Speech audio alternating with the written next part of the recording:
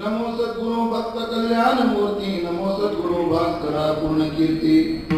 सेवेला की सेवक झालो तुमच्याला गुरु निज चरणा, अहो स्वामी तुकया देवा यावरी न करावा अवघेर।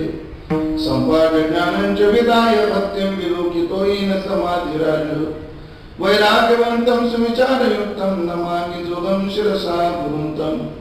जयांचे केलिया स्मरण होय सकल विद्यांचे अधिकरण, तेच वंदो श्री चरण श्री गुरूंचे ते नमस्कारोनी आता। आनंदे होविया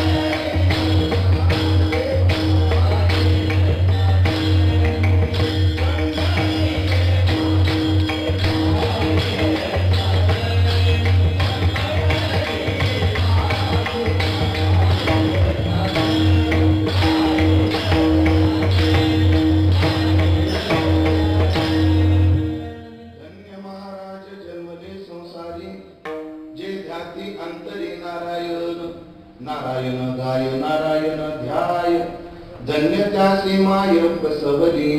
सेवेकर्त्याने ओढलेला अभंग पंढरीनाथाचे प्रेम भांडारी संत शिरोमणी संत श्रेष्ठ श्री नामदेव महाराज यांचा 3 चरणाचा अत्यंत गोड सुंदर प्रसिद्ध असणारा हा अभंग। या अभंगातून संत शिरोमणी श्री नामदेव राय तुम्हा आम्हाला हरिभक्ताच्या मातेचा महिमा गावता।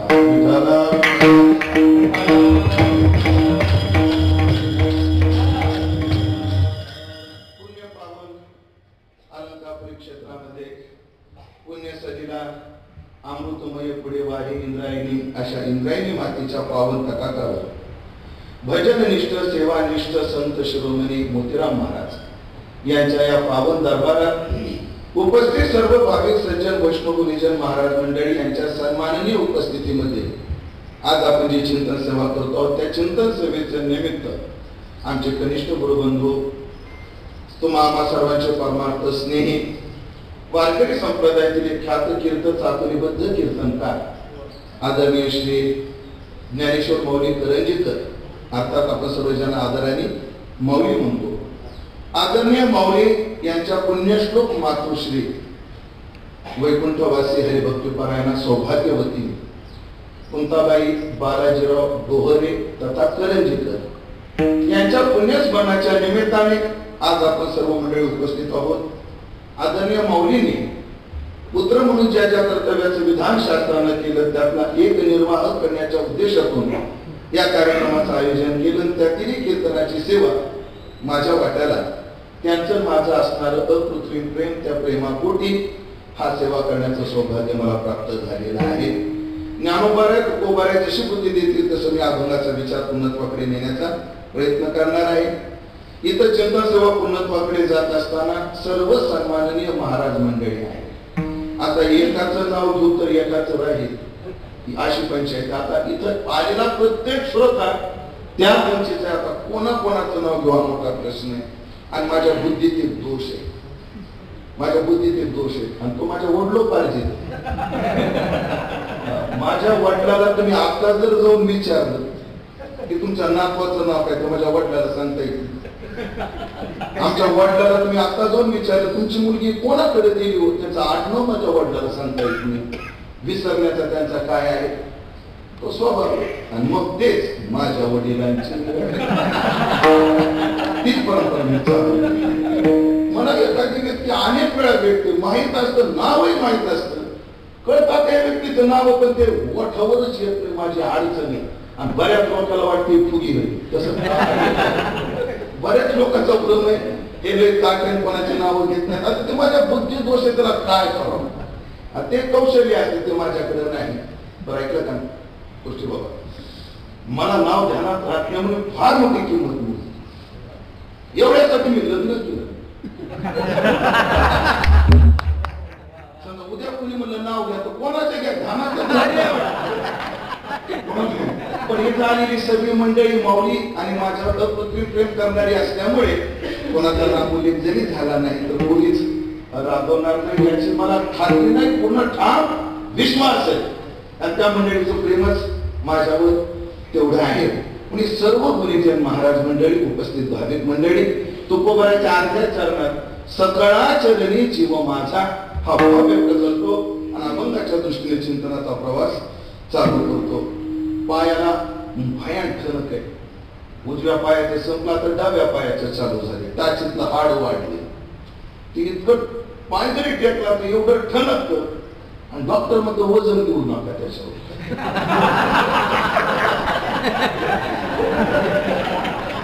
आता डॉक्टरला काय माहिती आम्ही किती भाग्यवान आहे. बापा आम्ही पाय जरी हल्ला तरी वजन पडत आता करावं काय. आणि डॉक्टर म्हणतात उभं राहू नका. डॉक्टर काय म्हणतात उभं राहू नका. गुरु म्हणतो बसू नको. गुरु म्हणतो डॉक्टर म्हणतो उभं राहून कीर्तन करायचं नाही आणि गुरु म्हणतो बसून कीर्तन करायचं नाही. आणि मग जिथं मोतीराम महाराजांच्या पायाला जखम पार त्याच्यात आषाढी परेपर्यंत जखम, पण हे महात्मे कधी बसले नाहीत. आपण कोण आहे त्यांच्या पुढे बसले. म्हणून मी पण ठरवलं डॉक्टरचं ऐकायचं नाही, गुरुच ऐकायचं. जोपर्यंत सण होईल तोपर्यंत त्याच्या पुढे बघू म्हणतो महाराज नाही आताच काय सांगू असो. पण सर्वांविषयी सद्भाव अगदी नियोजित वेळेमध्ये चिंतन सेवा पूर्णत्वाकडे न्यायची आहे. आज आपण एका हरिभक्ताच्या मातेच्या पुण्यस्मरणाच्या निमित्ताने उपस्थित आहोत म्हणून या अभंगाची निवड केलेली आहे. खर तर माऊली दरवर्षी हा उत्सव करत असतात. खर तर सप्ताह करतात मंदिरामध्ये माऊली. पण यावर्षी काही घरगुती काही अडचणी असल्यामुळे भावकीत अत्यंत जवळचीच व्यक्ती म्हणजे चुलतेच वाढलेले असल्यामुळे त्याने तो उत्सव थांबवला मंदिरातला. पण अंतःकरणातली मातेविषयी असणारं प्रेम, असणारी श्रद्धा त्यांना राहवली नाही आणि त्यांनी एक दिवसीय कार्यक्रमाचं काय केलेलं, आयोजन केलेलं आहे. ऐकलं? इथं मोठी मोठी गाणारी मंडळी आहेत. विठ्ठल महाराज आपण गाताय, बापू तुम्ही गायले, सुपेकर महाराज तुम्ही गायले, आदरणीय माळी महाराज वाजवताय, मी कीर्तन करतोय, बोलूय. तुम्ही गाताय म्हणजे कोणावर उपकार करताय? मी कीर्तन करतोय म्हणजे कोणावर उपकार करतोय का?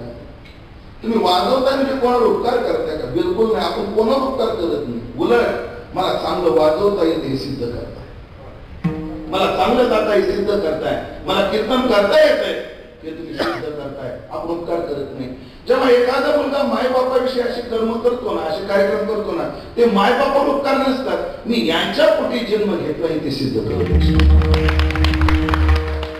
कारण मुलगा करून घ्यायची कुवत त्याचीच आहे. मुलगा कोणाला म्हणावं याच्याकरता शास्त्राने विचार सांगितला. 3 गोष्टी. जीवत्व वाक्य करणार, प्रत्येक भूरी भोजनात, गयायाम पिंडदानाष्ट, त्रिवीर पुत्रस्य पुत्रता. या 3 गोष्टीमध्ये पुत्राची पुत्रता आहे. त्याला 3 गोष्टी केल्या पाहिजे. कोणत्या? जीवत्व वाक्य करणार. जोपर्यंत मायबाप जिवंत आहे तोपर्यंत त्यांचं ऐकलं पाहिजे, त्यांची सेवा केली पाहिजे. प्रत्येक भूरी भोजनात किंवा मृत आहे भूरी भोजनात असा श्लोकामध्ये पाठवलेलं आहे. मृत आहे म्हणजे मेलेल्या दिवसाला डोळ्यासमोर ठेवून, आणि प्रत्येक म्हणजे प्रत्येक वर्षी त्यांच्या स्मरणार्थ अन्नदान केलं पाहिजे. पहिला मुद्दा काय? जीवत्व वाक्य करणार. जिवंत तोपर्यंत त्यांचं ऐकलं पाहिजे, सेवा केली पाहिजे. नंतर प्रत्येक भूरी भोजनात, प्रत्येक भूरी भोजनात प्रत्येक वर्षी अन्नदान केलं पाहिजे. आणि गयायाम पिंडदानाष्ट, गयादी तीर्थावर पिंडदान केलं पाहिजे. या 3 गोष्टी जो करतो त्यानं स्वतःला पुत्र म्हणून घ्यावं, नाहीतर तसं ते पुत्रच आहे.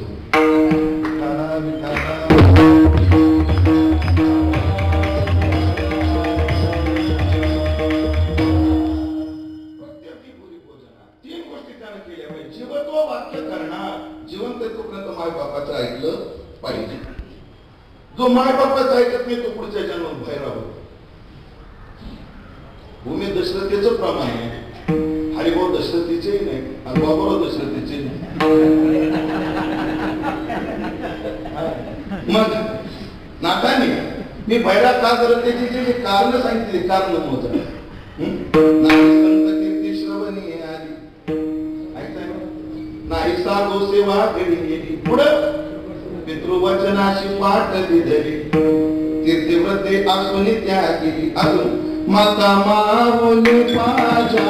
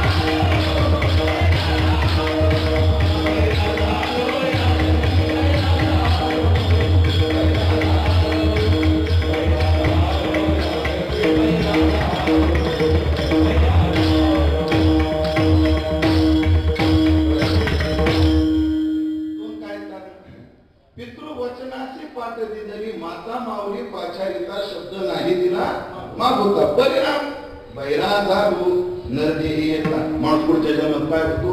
बैरा होतो. मग या जन्मात जे जे बैरे आहेत आपल्याला काय माहित नाही, पुढचं पण सांगायला पाहिजे फक्त माहिती म्हणून. आई वडिलाची सेवा केली पाहिजे. जीवत्व वाक्य करणार, प्रत्येक भूरी भोजनार, प्रत्येक वर्षी माय बापाच्या निमित्ताने अन्नदान केलं पाहिजे. कोणी ऐकणाऱ्याने का सांगणाऱ्याने? जे जे आईच्या पोटी जन्माला आले, बापाच्या पोटी जन्माला आले त्यांनी जे MIDCच्या पैपातून आले त्यांच्याबद्दल आपल्याला माहिती नाही. ज्याने जन्म घेतला माता पितर मरणे अंकितचे दिवस प्रत्येक भोजन गया पिंडदानाष्ट. कोणत्याही तीर्थावर गेल्यावर माय बापाचं स्मरण करून पिंडदान केलं पाहिजे. महाराज प्रत्येक ठिकाणी आम्हाला भेटेल का ब्राह्मण? नका का भेटेल. ज्ञानोबाने आपल्याला किती सोपं करून सांगितलं. तेव्हाही तो प्रकार होता. गंगेचे उदक गंगे जैसे आत्मीजे पितरोत जैसे. गंगेमध्ये उभं राहावं, हातात पाणी घ्यावं, पितराचं नाव घ्यावं आणि त्याच्या निमित्तानं सोडून द्यावं. तसंही काय होतं? पिंडदान होतं. अन्नदानाच्या बाबतीतही असं सांगितलंय, ज्याला अन्नदान शक्य नाही त्याला काही नाही. विस्तवर गुळाचा खडा टाकला आणि पाणी जरी फिरवलं तरी अन्नदानाचं पुण्य. पण कोणाला? ज्याची परिस्थिती नाही त्याला. आता किती बापू? 15 जूनला जर पेटवलं तर 14 जूनला विजत. गाडी कधी लावायची? 15 जूनला. विजत कधी? 14 जूनला विजत. एका कीर्तनाचे 25 आपलं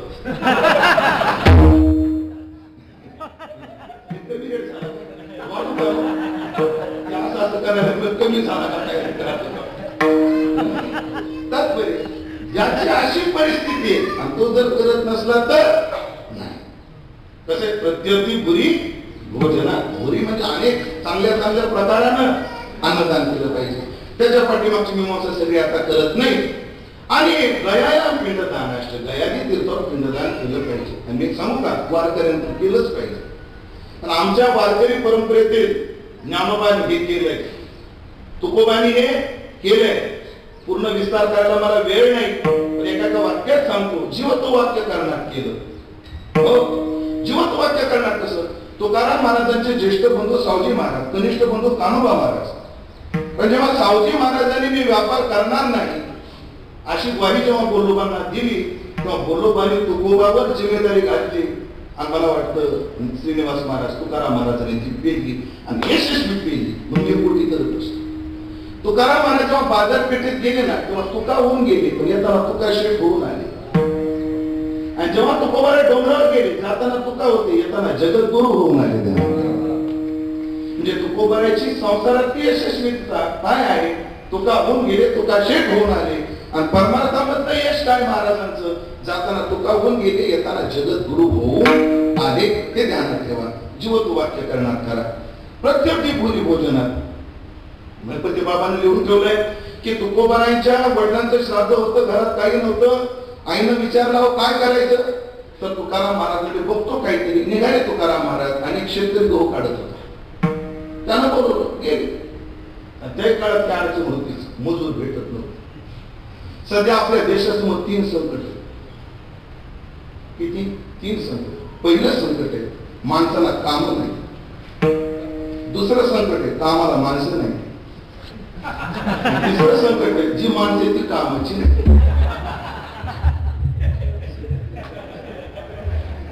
माणसांना बेरोजगारी बेरोजगारी. विचारा दान करा. शेतकऱ्याला मजूर भेटतायत का?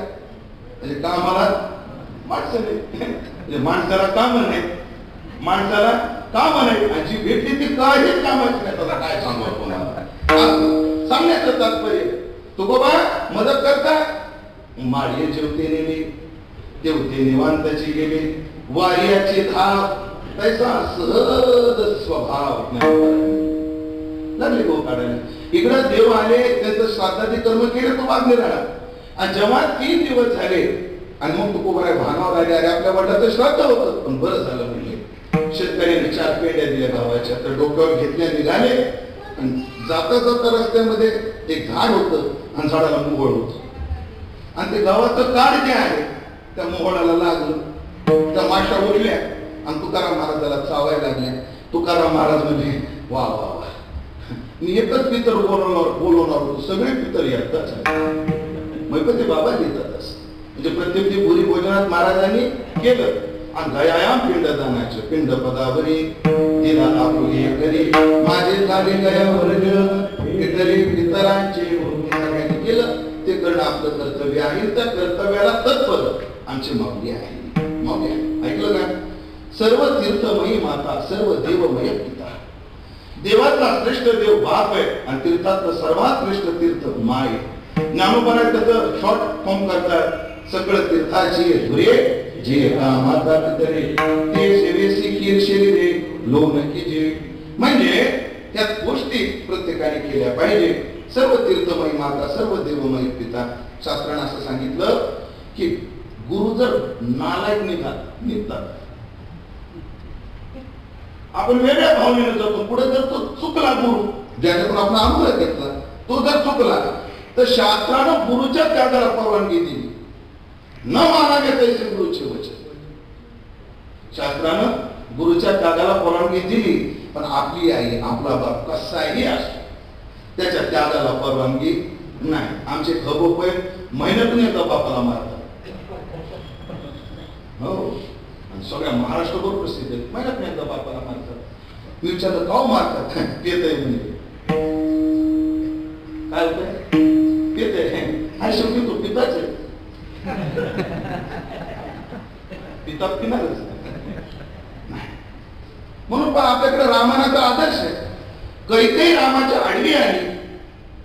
भरतजीने कैकेयीचा त्याग नाही केला. कैकेयीला राजवाड्यात ठेवलं, स्वतः आश्रमात जाऊन राहिला. तात्पर्य असो, मग कशी बाप असो, कशी आई असो, ते आपल्याला बोलू अथवा न बोलू, कदाचित आपल्यावर क्रुद्ध असो अथवा प्रेम देणारे असो, प्रेम असतच, पण ते कारण म्हणे धरिले.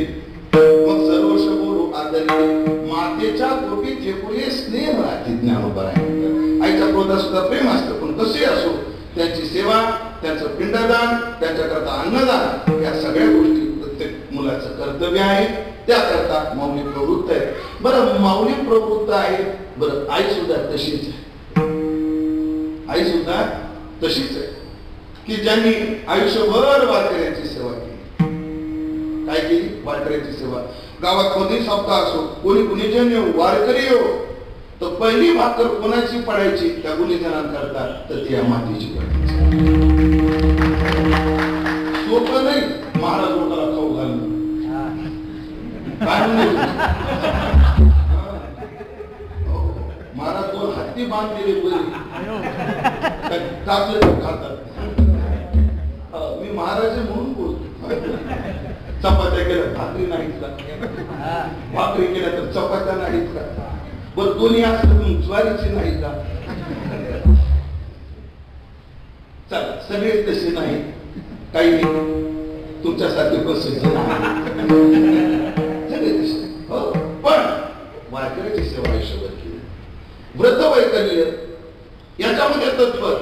सर्व वारकरी नियमाचे उपवास करणं, श्रावणाचा उपवास करणं, त्या व्रत वैकल्यामध्ये त्या सदैव रत राहत होत्या. आम्हाला वाटतं तरी साधना किती केली, काय किती केली हे पाहायला तुम्ही नाही तर मी नाही, पण त्यांचं जीवन धन्य होतं. कशावरून? काय? एखाद्या संस्थेची सफलता कधी होती? एखाद्या संस्थेची सफलता कधी? वारकरी शिक्षण संस्थेच्या सफलतेचा जो मुद्दा आहे तो काय आहे?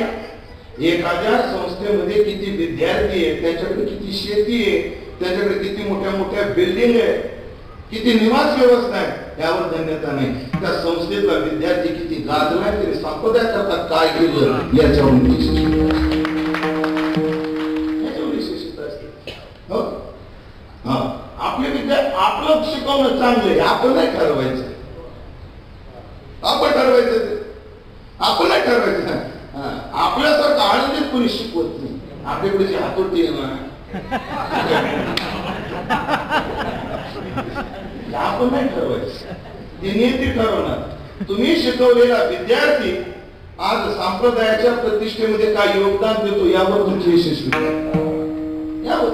म्हणून मला असं वाटतं, वैकुंठवासी हरिभक्तीपरायण कुंता माता आईसाहेब यांची यशस्वीता कशात आहे? तरी संप्रदायाला करंजीकर मौली सारखा कीर्तनकार दिला. कीर्तनकार कमी भरपूर आहे, वादच नाही. कीर्तनकार भरपूर आहे, पण संप्रदायाचे नियम, संप्रदायाची चाकोरी, एक आलेली परंपरा ह्या टिकवण्यामध्ये ज्या ज्या कीर्तनकाराचं योगदान आहे त्यामध्ये एक नाव आवर्जून घ्यावं लागेल, ते म्हणजे आमच्या करंजीकर मौली. असा मुलगा त्या या मातेनं काय दिला, संप्रदायाला दिला. म्हणून ती माता खरंच धन्य आहे, खरंच धन्य आहे. नामदेव काय तुकोबा आहे का एकच आहे, जगद्गुरु तुका अवतार नामयाचा. पण जगाला पीडा देणारा जर पोरगा जन्माला आला तर तुकाराम महाराजांनी त्याला नाही त्याच्या माय बापाला सर्व सत्य त्याची वेळी घडला विचार मातेचे व्यवहार अंत्यजाचा. अजून एक प्रमाण दे कोणी हार कली अंड पुत्र झाला म्हणे रांड तो झाला भांड जाड चोरटा शिंदळ जाय तिकडे पिढी लोका जोडी भांडवल थुंका बोर झाला चुकावर का नाही घातली भूमिका ते त्याच्या भारी कुंभपाकाची शरीरे बोले निष्ठुर उत्तरे पाप दृष्टी मलिन चित्त दुराचारी तो चांडाळ पाप सांगा ते विकटाळ तुका म्हणे खर म्हणून या निषिद्ध तो महाराजांचा पूर्ण आदर होता. असा जर पोरगा जन्माला आला तर तुकाराम महाराजांनी पहिल्या जन्मात त्याच्या आईला काय शिवी दिली. पण जेव्हा हा हरिभक्त जन्माला येतो तेव्हा नामदेवाला मना वाटतं धन्य त्या सीमा.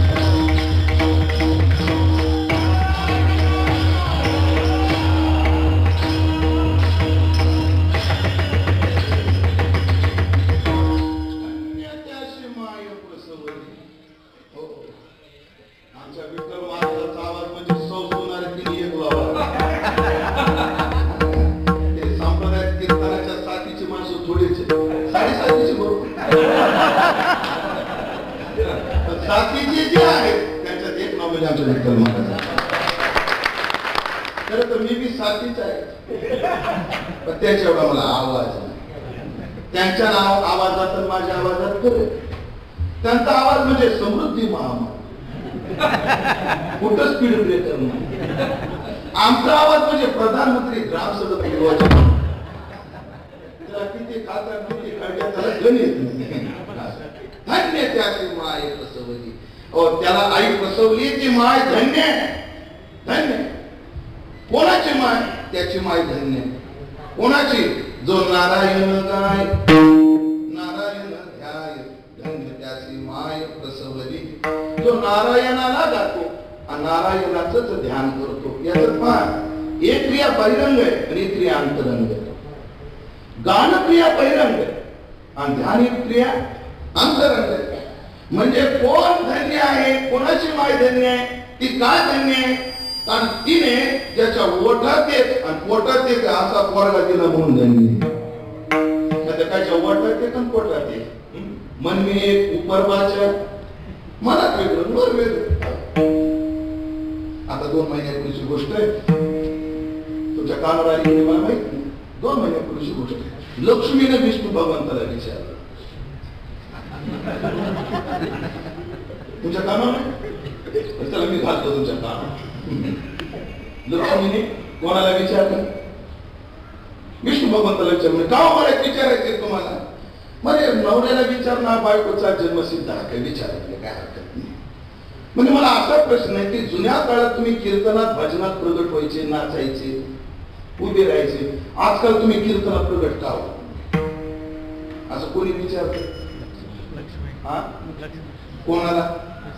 भगवान विष्णूला. ते देवाचे देव उभा, नामदेव कीर्तन करी पुढे देव, नाम उच्चारिता कंठी पुढे उभा, तेथे असे देव उभा. मग आता नाम आठविता रूपी प्रगट पायी झाला. मग तुम्ही प्रगट व्हायचे आजकाल का प्रगट होत नाही? आजकाल भजन होत नाहीत का? आजकाल का गाणारे नाहीत का? आहेत ना. म्हणजे प्रगट का होत नाही? त्याचं कारण आहे म्हणजे लक्ष्मी. जुने काय अहो जुने मंडळी गात होती तशी आताचे गातात, पण नुसतं ना रडू रडू गातात. 2-2 तास रडतात.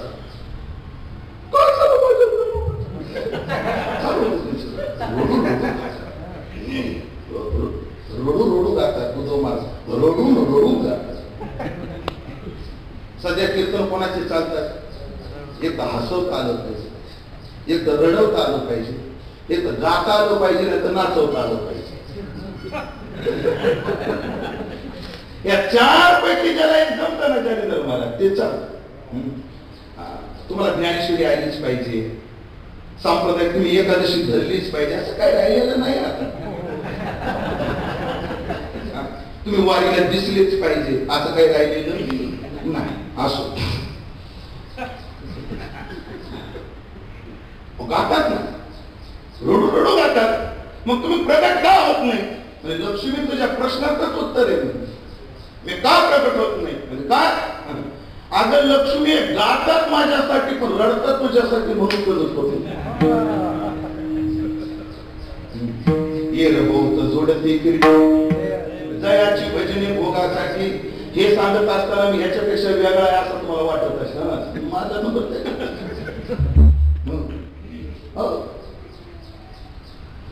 प्रमाणे महाराजांनी तुम्हाला आठवतं की नाही कोणाच ठोक पाठ केलं होतं. आता तुमच्या आशीर्वादाला काय होतं कोणाच ठोक.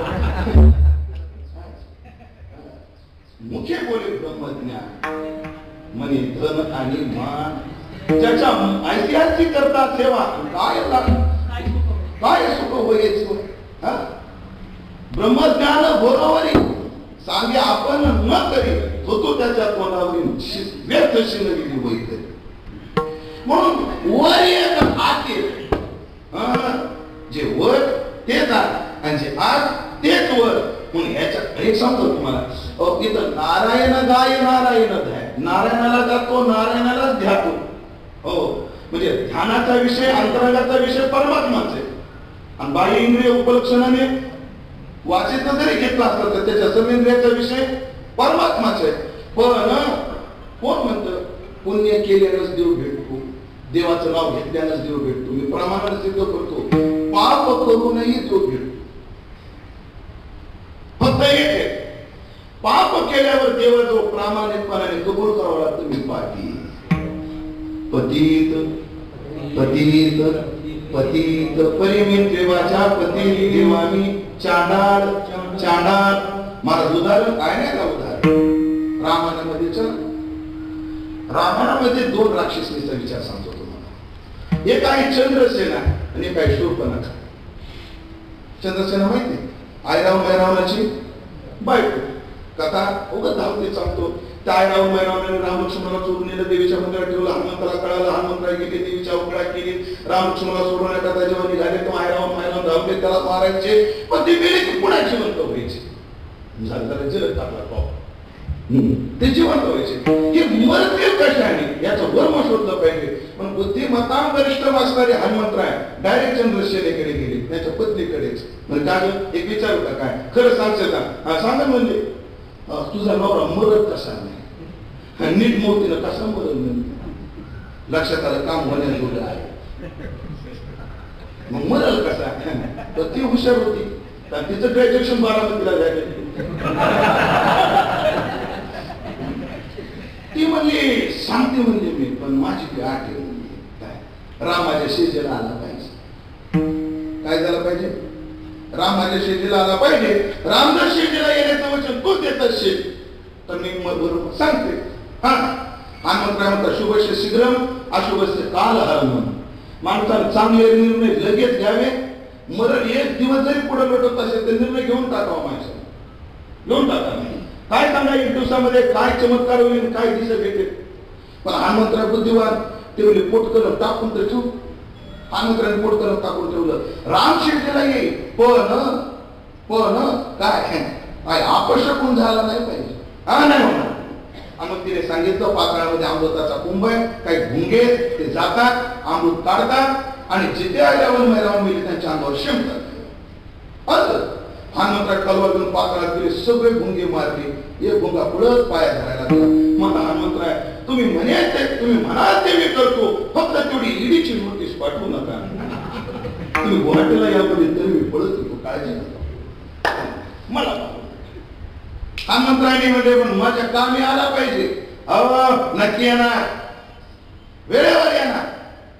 आणि मग काय पुन्हा मैरावून मिळले.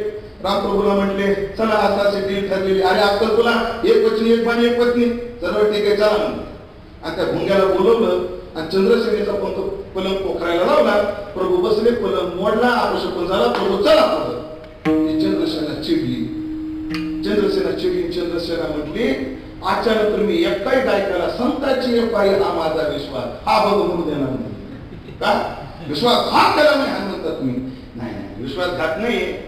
कसं आहे चंद्रसेने, आता राम परमपुरुष जरी असला तरी परमपुरुष तरी पण पापकडे तू एक आता रामाचा ध्यास घे आणि पुढच्या जन्मामध्ये 17 चित्ताची कन्या सत्यभामा होणे.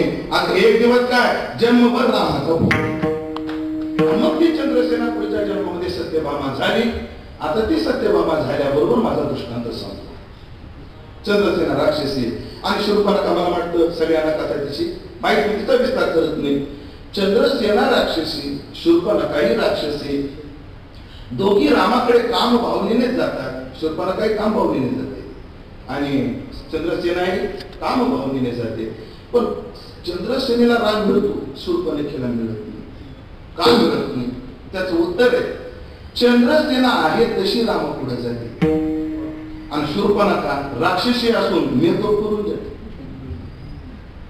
आणि देव स्पष्ट म्हणतो सोंगे छंदे काही आणि देव जोडे ऐसे नाही. इतका गोड सल्ला दिला तुकाराम महाराजांनी आपल्याला. तेवढा सल्ला घेऊन पुढे जाऊ. जैसा दावी तैसा दावी.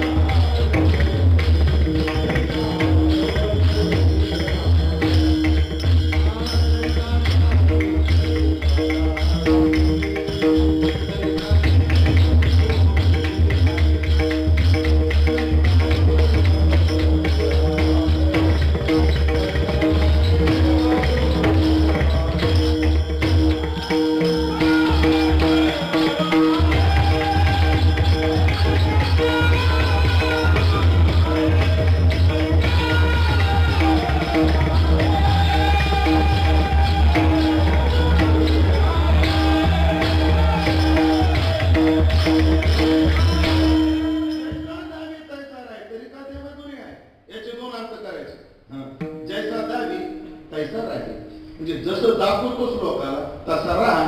मग तुझ्या अजून एक ऑप्शन आहे, जसं राहतो तसं लोकांना दाखव. म्हणून प्रामाणिकपणा परमार्थातलं फार मोठं यश, फार मोठं यश आहे.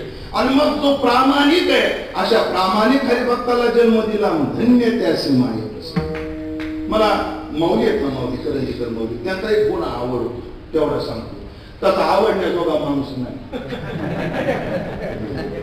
तर माऊली भेटले बोलायचं म्हणजे मला संकटच पडतं, काय बोलत भरोसा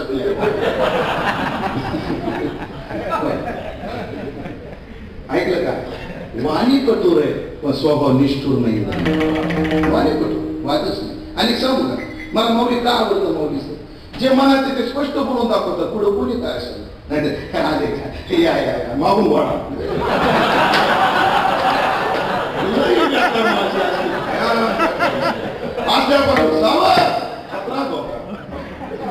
डीपीवर ती एक मुडकन दोन हाडकं असतात, डीपीवर फोटो असतात त्याचं काय मुडकन दोन हाडकं. काय काय माणसाच्या डोक्यावर ते खरं तरी तसा गंध त्याचा लावायला पाहिजे. डोकं नाही का ते कवट्या महाकाच्या तसा लावायला पाहिजे. पण माऊलीचं वैशिष्ट्य, माऊली जे कोणी असू ते मुलांना ठेवीत नाही पुढं कोण आहे काय. स्पष्ट वाटला सुखी हो. जे आपलं चुकलं पण त्याचे ऐकलं का, जे तुमचा दोष आहे ते सांगतात पण सांगायचे हातोटी बिलही बारी, ते सरळ सांगत नाही. ते नावच करंजी, करंजी सरळ नसते. करंजी मुरुड असते, तिला कठोर असते पण गोड असते. मौलीचा तो स्वभाव मला आवडतो की स्पष्ट बघताय आणि प्रामाणिकपणा. म्हणून अशा प्रामाणिक हरिभक्ताला जी जन्म देते, धन्य त्याची माय प्रसवली. नारायण गाय, तो नारायणाला गातो. हो भोग नारायणा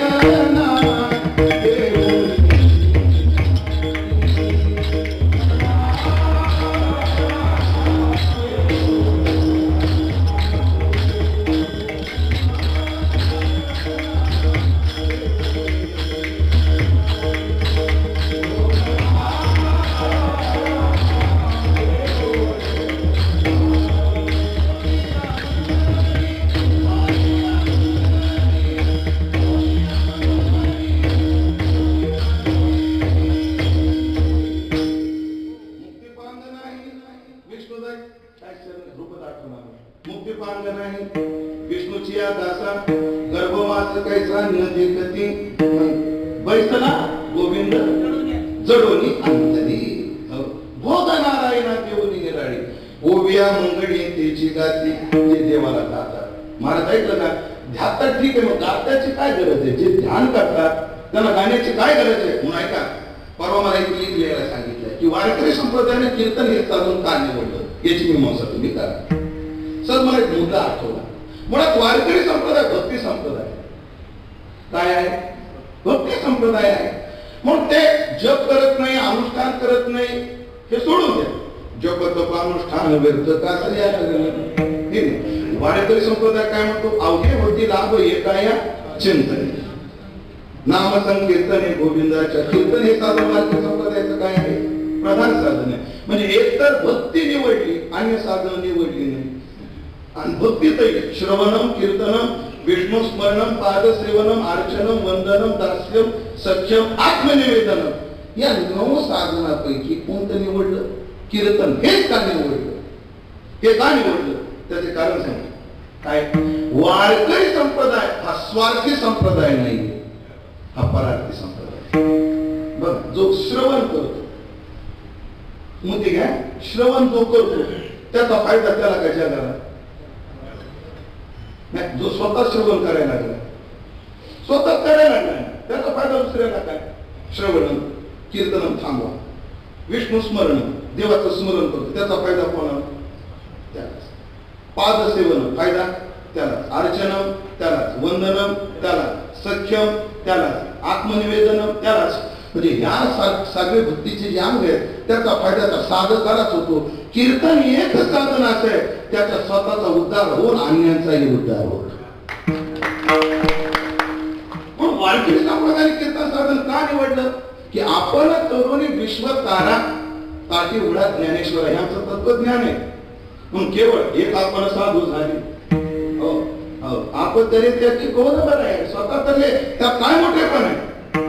अन्याला सुद्धा तुम्ही टाळलं पाहिजे. कीर्तन हे साधनाचं आहे. त्या आपल्या बरोबर शुभेच्छांचं काय करतं उद्धार करतं. कथा काळी लागे सकाळा समाधी प्रमाण भरपूर आहे.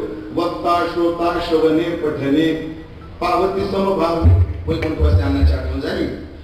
अण्णांनी ते सांगितलं होतं पहा येणे बोधे आम्ही असो सर्व कथा करू हे निर्मळ हरिकथा गाता ऐकता समानची घडे कच्चे गाता ऐकता समानाची घडे. उलट असे म्हणजे अण्णा साधने गाता ऐकता समानाची घडे. गाणाऱ्याला ऐकणाऱ्याला म्हणजे कीर्तन करणाऱ्याला कीर्तन ऐकणाऱ्याला एकच फळ आहे. उलट कष्ट गाणाऱ्याला जास्त आहे. गाणाऱ्याला ते मला हे अर्थ होते तुकाराम शक्ती महामनी तुम्ही ऐकले तुकाराम महाराज रामराज तुम्ही ते मंदिरात ते भारी बोलू कीर्तनामध्ये आनंदित कीर्तन करताना अभ्यास करून यायचं नाही. हाय ते सांगायचं त्याच्या स्टाईलमध्ये बोलतो थोडस. आपण उठायचं हे पुस्तक ते पुस्तक पटा पटा पटा पटा पाठ करायचं. रात्र दिवस जागायचं पाठ करायचं वाचा वाचा वाचा कीर्तनामध्ये सांगायचं आणि उठताना हे तर माहितीच होतं. हे तर माहितच होतं. म्हणून ऐकणाऱ्यापेक्षा गाणाऱ्याला त्रास जास्त. हो काय नाही. आता चाल म्हटले सुपेकर महाराज उद्धव महाराज गोड चाल म्हटले. आपल्याला काय 10 मिनिटं आनंद मिळाला बाबा. पण हे 10 मिनिटं रंगवण्याकरता रियाज किती तास केले. 2 तास कीर्तन ऐकायचं. पण कीर्तन करणाऱ्या अण्णा पुढे अजून म्हटले होते वक्त्यापेक्षा श्रोत्याला जास्त फायदा होतो म्हणजे कीर्तनाचा. कसा वक्त्याच्या डोक्यात मान आहे. वक्त्याच्या डोक्यात धन आहे. अर्थातच मान धन आहे.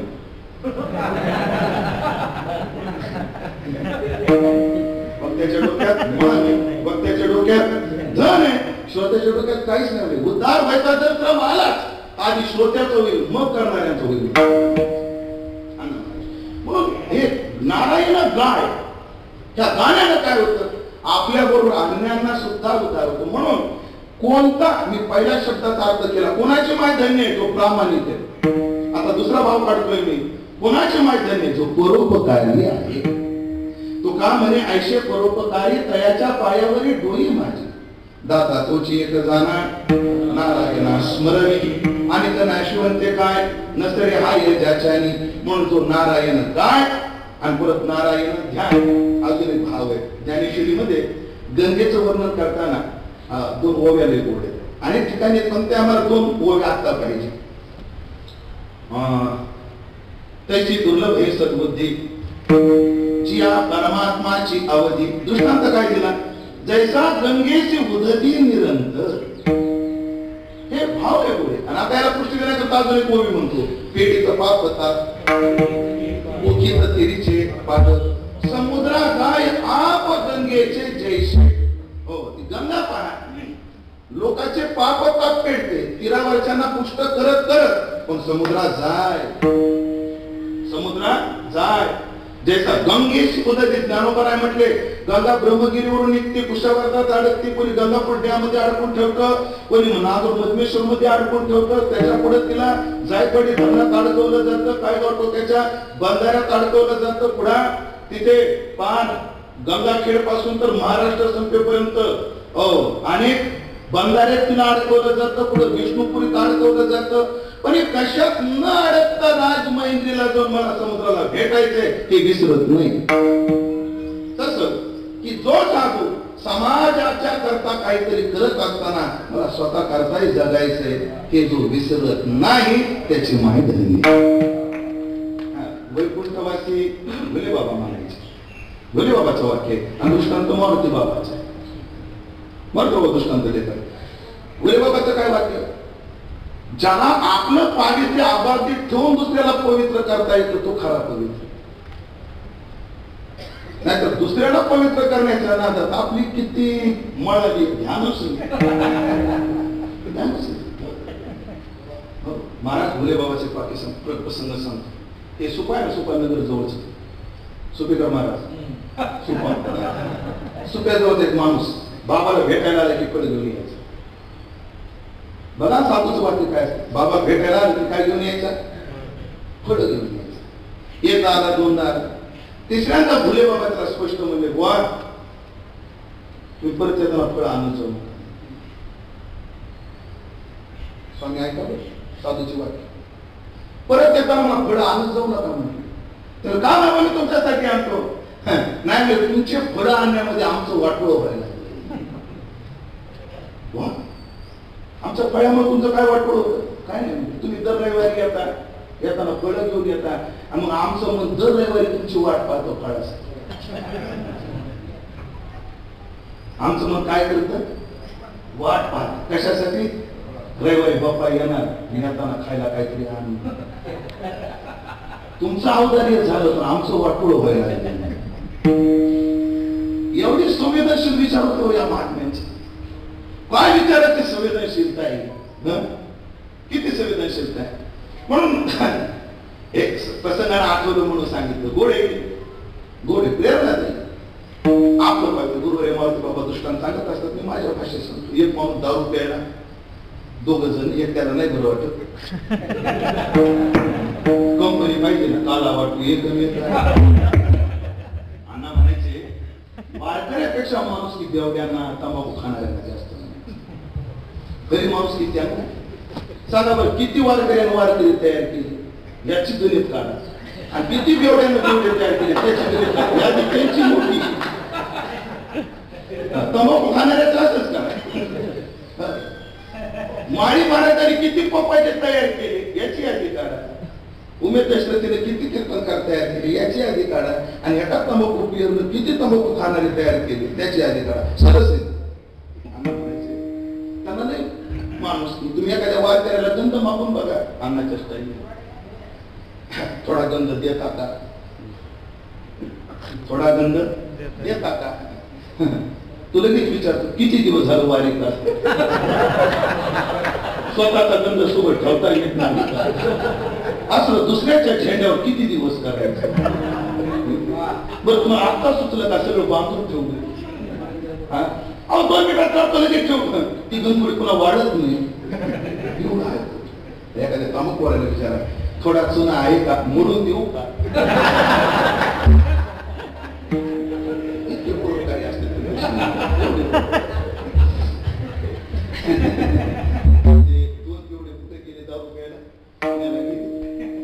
दारूमध्ये गर्क झाली. आणि गर्क झाल्यावर ते गाड्या गेल्या निघून पीएमटी शेवटची. मग ते पायी निघाले. तेव्हा गेलो पायी निघाले. दोघं चालत वाडी अंबारीस पर्यंत आली. चालू गरम व्हायला लागलं. यानं शर्ट काढला, त्यानं काढला, मी याने काढला. येतं वडील जे करीत, येतं वडील जे करीत. पुढे आले विश्रांतवाडीला. एकाला गरम व्हायला लागलं, त्यानं पॅन्ट काढली, याने काढली. पुढं मॅक्सिन फाट्याला आले. एकानं बनेल काढून फेकली, याने बनेल काढून फेकली. मध्ये मातले ते नागवेची नाचे आणि अनुचित वाचे बडबडीत ज्ञान तुकोबारा. आणि पार देव फाट्यावर आल्यावर एकानं अंडरपॅन्ट काढून उघडे पुरो ब्रह्म सद्गुरूची मूर्ती नेनो ब्रह्म मार्ग चुकले उघडे पंढरीशी पूर्ण नाही. आणि इंद्रायणीच्या पुलावर उजडलं. आणि तेवढे ते दुसरं जे बेवड होत त्याची अंडरपॅन्ट अजून होती. त्याच्याकडे पाहिजे म्हणला, आता तुला काही आपण आता आनंदीत जातो. आता महाराज लोक महाराजनी प्रदक्षिणेला येतात. वारकरी वारकरी महाराज महाराजनी प्रदक्षिणेला असं लागलं. त्याला शोधता म्हणले आता तुला आता तुला काही म्हणजे आता घालू काय म्हटलं. मी टाकून दिली ते त्याच्याकडे. हा मला माझी देतो. मग त्याला त्याची अंडरपॅन्ट त्याला दिली. अरे दुसऱ्याचं भलं करण्याच्या नादात तुझं किती वाटोळ झालं हे बघ ना. पण नारायण गाठ लोकांकरता जगतो आणि पण नारायण ध्याय स्वतः करताही जगतो. धन्य त्याशी माय बस. भरपूर आपल्याला काढता येते. एवढे बस 8 तास घेतले पाहिजे. पुढे लागलं पाहिजे. जेवढे गोड गाय ते 3 चाली झाल्याच पाहिजे.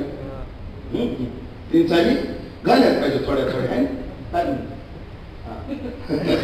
नारायण नारायण ध्यान धन्य त्यासी माय प्रसवली. काय माता धन्य तिनं तिला प्रसवलंय. कोणाला? जो नारायणाला गातो, नारायणाला ध्यातो.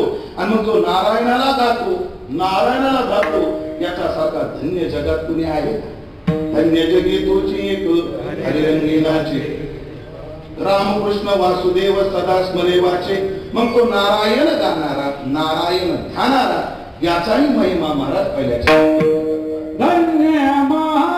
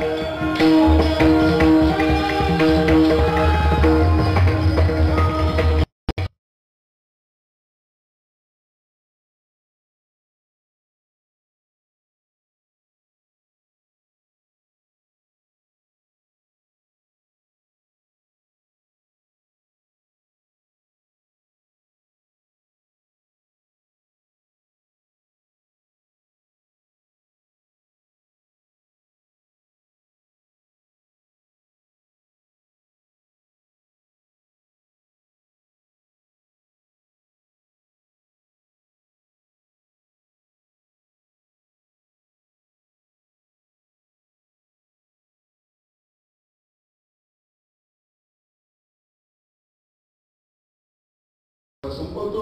सुकृती पुण्यवान झाला. ज्यानं शुद्ध पुण्याची सामुग्री आपल्याजवळ जमा केली त्याला शास्त्र काय म्हणतं? धन्य म्हणतं. आणि हा धन्य काय आहे?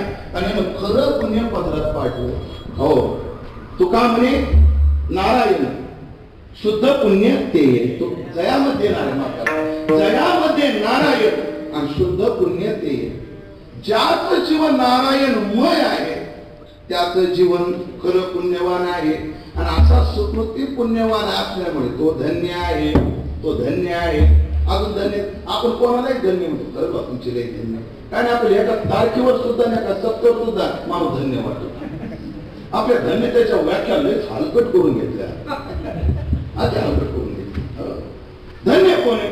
जो आम्हाला देवाचं स्मरण करून देतो, ज्यामध्ये नारायण शुद्ध पुण्य ते. आणि जे जाती अंतरी नारायण, नारायणाचं ध्यान करतो म्हणजे खरं पुण्य पदाला वाढतो म्हणतो धन्य. आणि सगळ्याला प्रमाण पाठ आहे. धन्य जगी तुझी एक तो धन्य आहे, तो महाराज आहे. त्याला महाराज का म्हणायचं? त्याचं एकच वाक्यात उत्तर देतो आणि आणत असं घेतो. असं म्हणत म्हणून मी माझी पद्धत घड्याळीची बारा. धन्य महाराज नुसता राजा नाहीये, हा महाराज आहे. या चरणांचा जर आपण विचार केला ना, एका विषयाची आवृत्ती जे ध्याती आंतरिक अंतराला नारायण काय हो दोनदा आवृत्ती अंतरंगाला विशेष महत्व दिलेलं आहे आणि मग ऐका त्याला जर महत्व असेल तर त्या विचार करायचा ठरला का महाराज काय त्याचं कारण आहे सर्व इंद्रियाचा राजा मन आहे मनुराजा एक देहपुरी सर्व इंद्रिय मांडली आहेत आणि मन काय आहे राजा आहे पण हा राजा सुद्धा ज्यांनी वश केला म्हणून तो महाराज आहे सगळ्या इंद्रियावर ज्याचा वचक आहे पण मन काय आहे राजा आहे काय श्रोत्रम चक्षुस्पर्शनच रसनम घानमेवच अधिष्ठाय बनस्याय विषयानुपस्थिती पण कधी मनाचं अधिष्ठान करू न मन आहे मन राजा आहे पण मन राजा असणारं मन ज्यानं आपल्या ताब्यात घेतलं म्हणजे इंद्रिय या मनाचं ऐकतात पण मन काय झाला राजा पण हे मन याचा ऐकून महाराजा झाला धन्य महाराज धन्य तो महाराज आहे हो जे ध्यात्यांतरी नारायण नारायणाचं जे ध्यान करतात हो नारायणाचे ध्यान कोणाकडून होत नाही एवढा सहज असायचे का नारायण ध्यानात येण्याकरता जन्म जन्ममुनी जतन कराई अंत राम को आवत नाही एवढं सोपं नाही बरं आपण म्हणतो ना आपलं काय नाही मला जे काय मिनिटात सगळ्याच्या बाहेर जायची तयारी ते बोलायला सोपं आहे बोलायला सोपं आहे तुम्हाला एक शब्द माहिती का पाला पाचोळा शब्द माहिती मला वाटतं तुम्हाला ज्याला काही किंमत नाही त्याला आपण काय म्हणतो पाला पाचोळा येतो पाला पाचोळा मग तंबाखू काय तुमच्या भागात तंबाखूची मुळे खरं तो काय आहे पाला पाचोळा तंबाखू सुद्धा ठिकाण लोकांना कीर्तन होईपर्यंत दम निघत नाही ते तंबाखूला पण चुना लावत माझं बोलून लक्षात आलं कीर्तन करायला लावतातच लावतात ते कीर्तन ऐकतात तंबाखूला पण चुना सोपं नाही मग तंबाखू सुटत नाही पण आम्हाला संसार एका मिनिटात सुद्धा या भ्रमात राहू नका सोपं नाही आयुष्याचे सूत्र बिघडतात भूताचे उमटे खडाडतात आईची दशा येईल पुढे तो मन होईल वेडे तो चिंतून इथली विरोकडे हात नाही सोपा नाही आणि पायीचा पिणा वाटवता जो आजच होईल सावधानाची झालं पाहिजे एवढ्या सहजाची सुटत नाही संसार एवढ्या सहजासहजी सुटत नाही आणि देव चित्तात सहजासहजी येत नाही महाराज देव चित्तात येण्याकरता काय करावं लागतं याची साधना आपल्याकडे शास्त्रात आली फार अवघड आहे पण गावकऱ्याने आम्हाला सांगितलं अभ्यास त्याच्या आधीचा शोध आता चित्तम समाधातून नष्टकुनोसी स्थिरम अभ्यास योगेन ततो मामिच्छाकुं धनंजय है ना अभ्यास करणं कसा अभ्यास कर तरी ऐसे गात तरी या आटाप्र राम आजारी मोठे ते निमिषमध्ये देतो जा मग जे जे निमित्त देखील माझे सुख ते तुले आलोचक विषय होईल हो ते सांभाळून घ्या पुन्हा शरद काढू घे आणि शरता ओढू लागे त्याचे चित्त काढी वेगे प्रपंचोनी पुनवेहून जैसे शशबिंब दिसे हरकता अवसे नाही ते होय त्याचे भोगा तुनी निघता चित्त मज माझे निघता हळू हळू पण बसता मीची होईल एवढा कष्ट घ्यावे लागतात तेव्हा नारायण ध्यानात येतो म्हणजे एवढे कष्ट घेऊन जे ध्यानांतरी नारायण नारायण गाय नारायण ध्याय असा जो करतो धन्य त्याची माय तसं माऊलीचं एक अजून विशेष माऊलीला तरी प्रसिद्धी लॉकडाऊन दिली कबूल करावं लागेल माऊलीला माऊली एवढ्या ओळखीची नव्हती माऊली एवढ्या ओळखी नव्हती त्यांना खरी ओळख कोणी करून दिली लॉकडाऊन मध्ये का ते लॉकडाऊन मध्ये होते मंदिरात लॉकडाऊन मध्ये त्याचा नंबर कुठं होता मंदिरात मंदिरातले जे नियम चालायचे त्याच्याकरता कोणाला मंदिरात एंट्री द्यायची खरं का कुठे मला खोटं बोलताच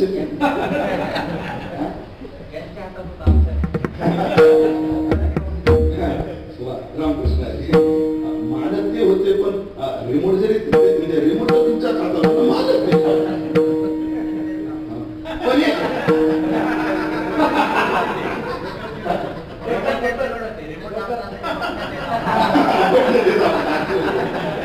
हुशार मस्त रिमोट आमचंच होतं पण बटन दिलं असं दुकान येते वयचे तसं. आणि मग माऊलीला त्या काळात काय केलं, ज्यांना खरं माऊलीच्या दर्शनाची तळमळ आहे अशी माणसं स्वतः तर सेवा केली, पण तळमळीच्या वारकऱ्यातून सेवा करून घेतली. सेवा करून घेतली मग परोपकारी त्यांनी त्याची माय प्रसवली, त्याची माय प्रसवली. आणि मग एक आहे, काही लोकांचं जीवन त्या हयात असेपर्यंत त्यांच्या पुरतं असतं, पण याचं जीवन त्याच्या पुरतं नाहीये.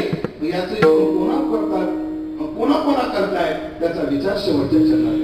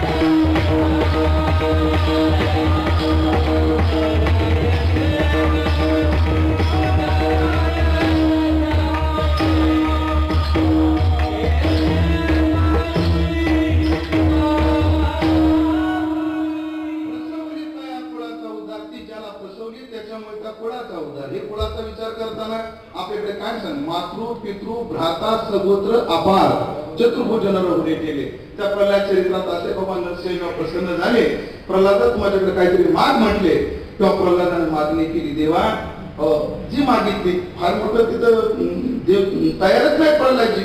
पण प्रल्हादजी काय मागतात, प्रल्हादजी म्हणतात देवा तुमचा महिमा न कळाल्यामुळे माझ्या बापाकडून तुमचा अपमान घडला, हे करा माझ्या बापाचा तुम्ही काय करा उद्धार करा. कोण म्हणतात प्रल्हादजी. त्यांना तुमचा महिमा कळाला नाही, अजानता महिमान तवे जसं अर्जुन म्हणतो तुमचा महिमा न कळल्यामुळे तुमचा अपमान त्यांच्याकडून घडला. बरेच वेळा असं असतं मला अपमान करायचा उद्देश नसतो, पण व्यक्ती माहीतच नसतो. माझ्या जीवनाचा परवाचा अनुभव सांगतो. 4 दिवस झाले मी ते बिदरला कीर्तनाला गेलो होतो. बिदरचे कीर्तन झाले त्या लोकांनी मला हैदराबाद एअरपोर्टला आणून सोडलं. सकाळी 7 वाजून 10 मिनिटाला विमानात बसलो. नशीब त्या अहमदाबादला गेलं नाही.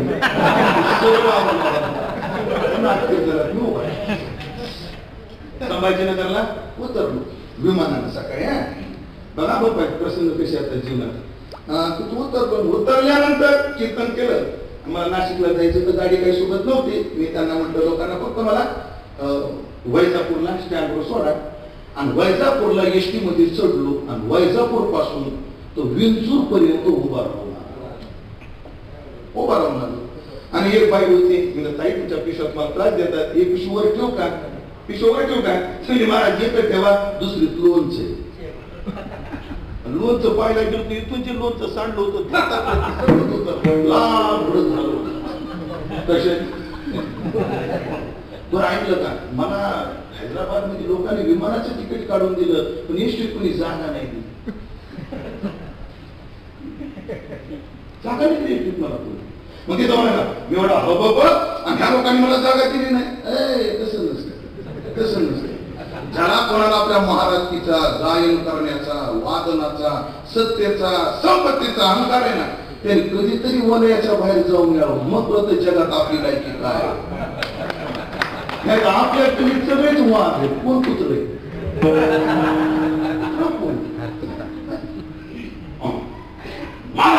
माझा अपमान इथं कीर्तनाला लोक माझ्या असतात सगळं का मला डोक्यावर घेतो आणि मात्र एक भ्रम असतो मला सगळा महाराष्ट्र ओळखतो अरे एसटीत कोणी ओळखतो कशाला प्रमाण राहतो तू महाराष्ट्र ओळखतो तू महाराष्ट्रात माझी परिस्थिती त्या भ्रमात राहू दे आणि बऱ्याच वेळेला काय होतं एखाद्या गावात आपण जर गेलो तर ते व्यक्ती आपल्याशी नीट वागत नाही त्याला माहीतच नसते आजचे कीर्तनकार तर बरेच कीर्तनकार दिसत नाही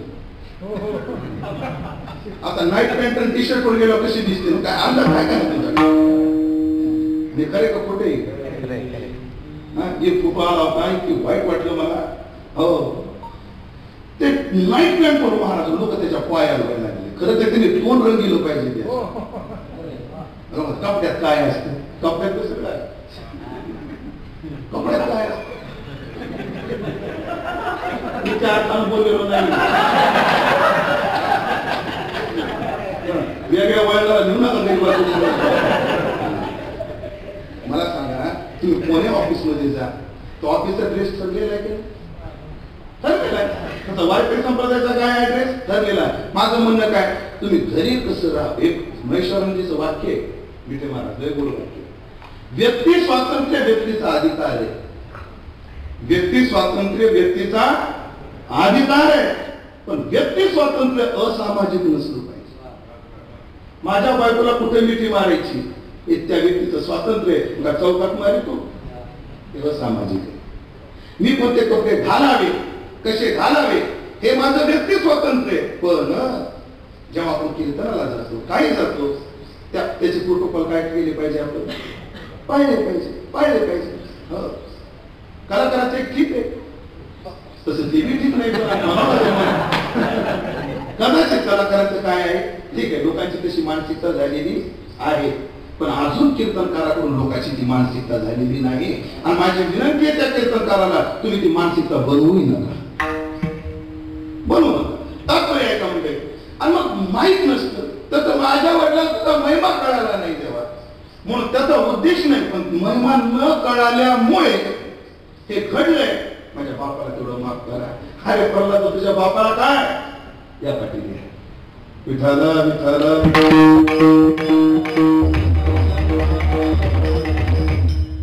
तुला काय तुझ्या आईच्या 21 पिढ्या बापाच्या 21 पिढ्या बघ पुढे बी विमानात आहे पण पाठी मागे विमानामध्ये आहे तात्पर्य सांगण्याचं एवढं आहे की मातृ पितृ भ्राता सहोदर आपण कुळ शब्दाचा अर्थ एवढा संकोचित न करता अकल्प आयुष्य भागे तया कुळा तो जो कुळ शब्दाचा अर्थ आहे तो इथं आपण करू जे जे हरिभक्तीला लागले त्या सर्वांचा उद्धार होतो कोणामुळे याच्यामुळे होतो प्रसवरी तया कुळाचा उद्धार आणि जो नारायण लागतो तो तरे निर्धार नाना म्हणे ज्यानं नारायणाचं गायन केलं नारायणाचं ध्यान केलं तो तरे यात नवल नाही नवे अनारिसे उद्धनिलो हो विश्वास होतो करामल पांडुरंग कृपेचा ज्ञानदेव म्हणे तरलो निश्चित तो तरणार आहे असा जो हरिभक्त जिने जन्माला घातला त्या मातेला माझा त्रिवार नमस्कार आहे मधलीचा सांगा मधलीचा